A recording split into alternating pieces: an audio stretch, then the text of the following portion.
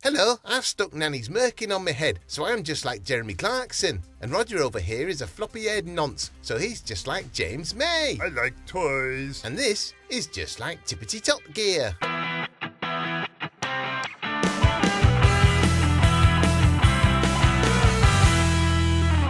So, James, where on earth is just like Richard the hamster?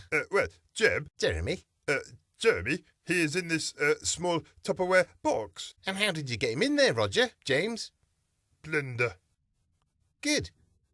Shall we do the news? Yes, we shall. And who wants to see the new Ford C-Max? This is it, the brand new, second-hand C-Max, which my next-door neighbour bought last week. And Mr. Jism, if you park it across my drive again, I'll let your fucking tyres down. Now it's time to put a star in a reasonably priced car crusher. This week, it's Justin Bieber. Hey, fuck you, man! Right, well, it's time for a self-indulgent road trip. Anyway, I spent a huge amount of someone else's money flying to Bangkok, where I spent a week in a 5-star hotel with a young lady called Ting Pong, who I was surprised to discover had both some boobs and a willy. Now, the producer set me a challenge to try and find an economical, family-friendly hatchback to drive home in. But after literally minutes of looking, I couldn't be bothered. So I bought a Lamborghini and came back in that, and it was very nice. Well, I didn't film it. So, let's move on and do looking at a car a bit.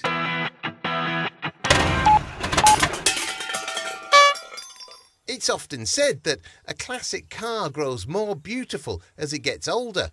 But the same can't be said for my mum, who increasingly looks and smells like a bag of sprouts. But in the case of this timeless icon of automobile design, the word beautiful doesn't even begin to describe it, because it's shit. The little Tykes red and yellow plastic car thing is nothing if not ubiquitous, busy gathering mould in every preschool playground and chavvy backyard in the world. You probably had one yourself, I certainly did, and eventually so will everyone, because you can't get rid of the bloody things. They don't biodegrade, you know, and you try taking it to the tip, them scruffy sorts who work there will just hoik it out and give it to the next unsuspecting little brat they come across, so that they can spend a couple of years slamming into walls and mowing down the cat before the next hapless bugger gets it foisted upon them, and the next, until eventually disease or war or a bloody big lump of space rock wipes out humanity, and all that's left will be fields of little red and yellow cars mocking the memory of our great civilisations with their inane, grinny little plastic face. And that's what I think about that.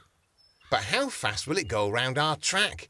The only way to find out is to hand it over to our tame racing driver. Some say he's a third-rate amateur go-karting has-been, and they'd be right. But all we know is he's called the Stig. You're supposed to put the hat on first, you twat.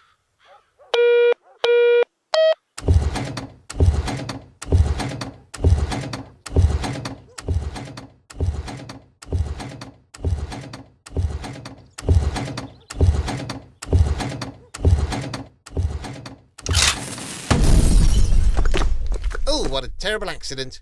Of course that means... Oh, there's a man with a beard over there, Roger. Would you mind? Yes! Right. What else did they do? Oh, yeah, there's this bit. And on that bombshell, bye! See, we didn't upset any foreigners or anything. Can I take this off now? I think Nanny's got lice in her minge. Mind you, it wouldn't surprise me. She is French.